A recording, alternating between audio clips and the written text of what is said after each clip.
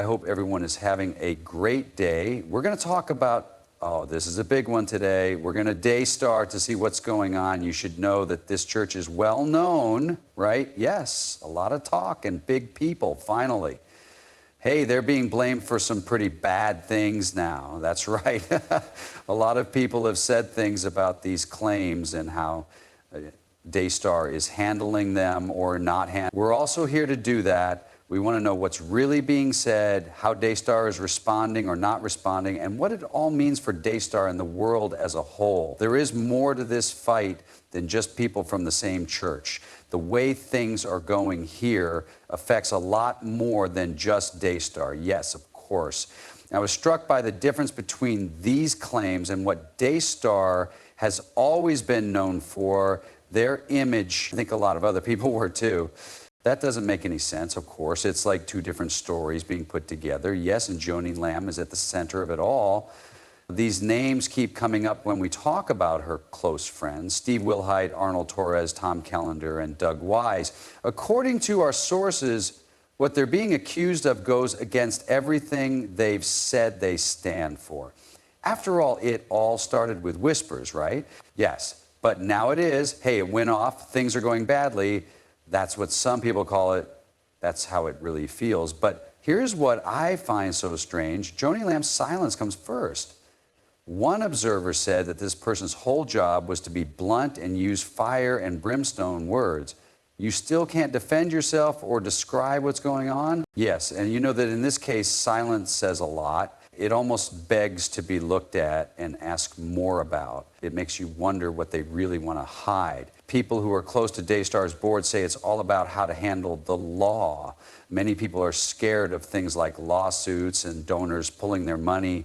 But that makes me doubt that teaching is a business, as our sources keep telling us.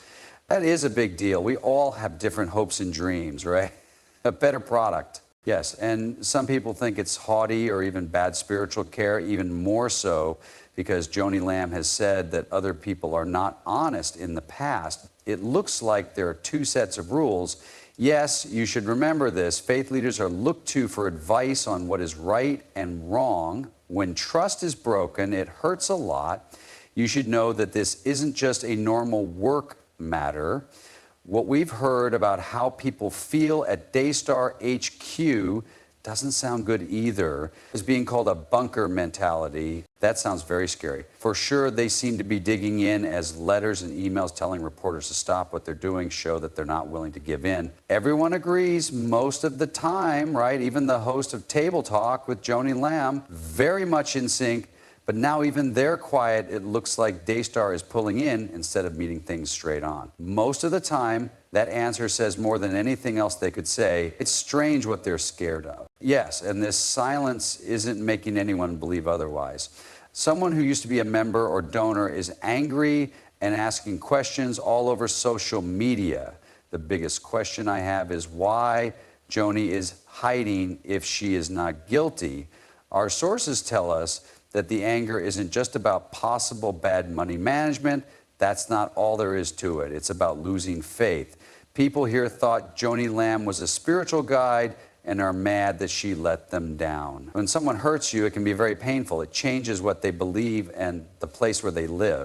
It is, and it's interesting that our sources say it's a bit like other scams we've seen in the past. The story is about leaders who try to avoid taking charges directly, like Jim Baker and Ravi Zacharias. To make their point, they say that plan never works. It doesn't happen often, especially in places where people are religious. Yes, because we all want people to be honest and sincere. Anything you try to hide makes things worse when they get out. From what the comments say, it looks like they dig themselves a bigger hole every day that Joni Lamb doesn't say anything. That link makes sense. These historical events show that it's not always possible to control the story, especially when it comes to religious problems. That's because folks can tell when words and actions don't match up, right? Joni Lamb has mostly kept quiet when we talk about their split, but Steve Wilhite, A-Star's senior vice president, had a very different opinion. He replied on YouTube, but let's just say it wasn't very well thought out.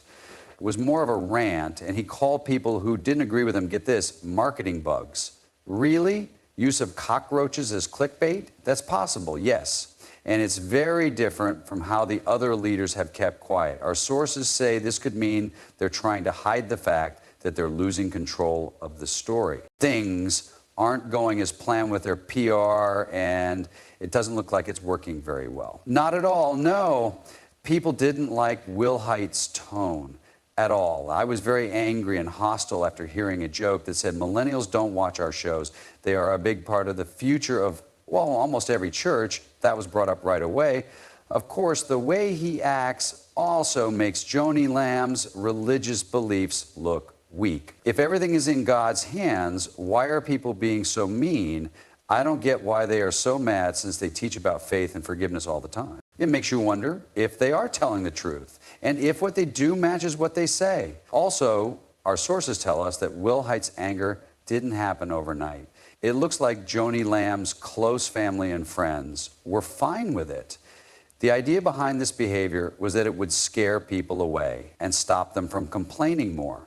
It looks like the plan didn't work out because it was risky. It did happen. A lot of people who used to give money spoke out against it, saying it wasn't like Christ. Talk about the poison, using his words. On social media, even pastors asked if calling people bugs really fits with what Christians think. It was really a PR mess. We don't know who is giving them advice. This is because it suggests that Daystar may not be relying on divine help to get through this, but on fear. Steve Wilhite, who wasn't important before, is now the face of all this lying. And if the person playing them is so obviously mean, it can be bad for their brand because it goes against everything they've worked hard to build. We should talk about Tom Callender for a while because his story is interesting. At first, our sources say he stood by Jonathan and Susie, the reporters, and even used the Bible to protect them. He then picked up the phone and called Joni Lamb. Things changed all of a sudden. That's interesting. What did you do after calling? It seems like a switch turned on. Right away, he starts talking about how the Bible can be read in different ways to show how important it is for the church to work together. He is no longer there to help Jonathan and Susie. That is a pretty big change.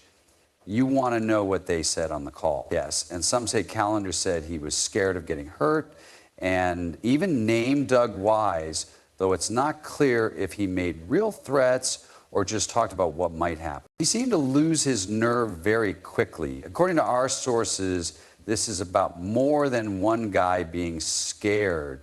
They say it shows a bigger problem at Daystar and make them wonder if other board members are involved but are afraid to say anything. When people are scared, trust is more important than being honest. And when things are like that, no one can be responsible. Then there's the whole Arnold Torres story. While he was alone with Jonathan, word got out and reporters were told about it. From what we've heard, it doesn't sound good. Torres sounds very tense and stumbles through what sound like threats when she tells everyone to put down their phones. Our sources say that it smelled like fear everywhere. Not good. Both the fear and the secret are bad signs. That makes you wonder what they really want to hide. Yes, this behavior is linked to rumors that Torres may have been involved in some shady business deals. Our sources keep asking us why there is so much secret if Daystar is so moral and honest. That is a great question. Being honest should be important to every group, but especially to ones that say they follow a faith. Yes, and since we're talking about actions that make you think, let's talk about Joni Lamb's sex therapist, Doug Weiss. It makes sense that the things that are said about him are true. Several people who work there say that the women were very scared when they saw him. News stories say he stared at people in a weird way and said things that made everyone feel, well, creeped out. That is really scary. To keep people safe and care for each other, any group should be top of their list. A church should be especially careful. Now comes the best part. According to our sources, Weiss wasn't just put up with, he was pushed by Joni Lamb. And women's groups talked about it. Even with all the complaints, this doesn't seem to fit with Daystar's promise to be pure and follow Christian values. Yes, it does. It makes you wonder about their thinking and whether what they say and do are really the same thing. People are weak, should be protected at all costs, especially in religious settings, without a doubt. Then there's table talk with Joni Lamb. Our sources say that Daystar has a cash link to everyone on that show. So how much freedom of speech do they really have? And we don't see much. Yes, Joni, it's more of an echo chamber than a talk. That's not good. When you only hang out with people who agree with you, you stop being able to make sense of things and question your own beliefs. Plus, the people we talk to say that table talk isn't really about talking about spiritual things. Having a job means being loyal to Joni Lamb, so it's more like being controlled. People even talk about the idea of spiritual, which is when people support the government in public because they depend on it for money, but behind closed doors they have doubts. Thought like that is scary, but it does happen sometimes.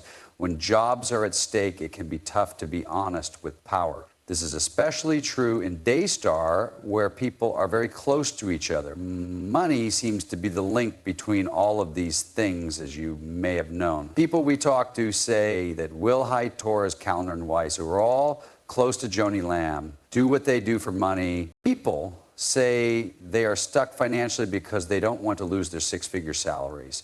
The fact that money is more important than spiritual views is worship in this case. That's a pretty harsh opinion, but it agrees with what most people say. When money is the main goal, even the most honest groups can turn bad. And it's not just one person, right? What's going on at Daystar, sources say, is a sign of a bigger problem in modern evangelicalism. In these big mega churches and media groups, things keep getting kept hidden, disagreements are shut down, and critics are silenced by loyalists. It's always the same story, putting people before ideas, and it all falls apart in the end. They compare it to Ravi Zacharias and Jim Bakker's PTL. Yes, the cases you gave are strong. It shows that the issue isn't just with Daystar. The whole system needs to be fixed. Sure, and this is also religious in some way, right? The book of James and the thought that teachers will be looked down upon more are talked about by our sources. The people in charge of Daystar now have an even bigger moral duty to handle. That is really important. It's not just about what will happen on earth. They have to do better now. In terms of the future, Daystar's future is, to say the least, not clear. Our sources want to know if the number of donors and partners leaving will happen slowly or if everything will fall apart if more bad news comes out. Who will be weaker at the end of it all? That might be the most important question. Who is it going to be? Those who really believe or those who helped make this happen? Everyone needs to think about that question. What do they care about? For what are they ready to fight? I think those are some tough questions. Our sources also say that anyone who is in the Daystar group needs to think very deeply about their life. The goal is to find the middle ground between being loyal and getting active. How far does supporting a group go before it becomes possible to do wrong? We have to do, even though it's hard, it does mean taking ownership for what you do and planning how you can make things better. I learned that we need to talk about more than just Daystar's stories and gossip. That was the most important thing I learned. What needs to be done is to hold these big departments really responsible for what they do. How can people who give money and attend the church tell the difference between real leaders and those who are good-looking but only care about themselves? The sites we looked at made us think a lot. Systems that use force and lies can't last. The truth always comes out. Who will still be there when it happens? You should give that question some thought, because in the end, it's about how honest our faith is and how high we hold our leaders. I could not have said it better myself. We've looked at the claims against Joni Lamb and those close to her, the different responses we have seen or not seen, and the possible reasons for everything. But that's all there is to it. What this means for Christians in general, of course. From what we know so far, our goal has always been to paint a clear and honest picture of a complex situation. It's really a fascinating case study. It shows the struggle between faith and duty, as well as how hard it is to lead large, powerful groups. Now we'll give you one last thought to think about. So far, we've talked about how important it is to hold people responsible and how to protect faith groups and their leaders. What do you think should be done? How can we make sure that everyone is honest and does the right thing? It's not just about Daystar. It has to do with our faith and our trust in the people who lead us. We need to talk about this. That's what it's all about. making things better. So I hope this in-depth look has given you some things to think about and talk about with your own groups.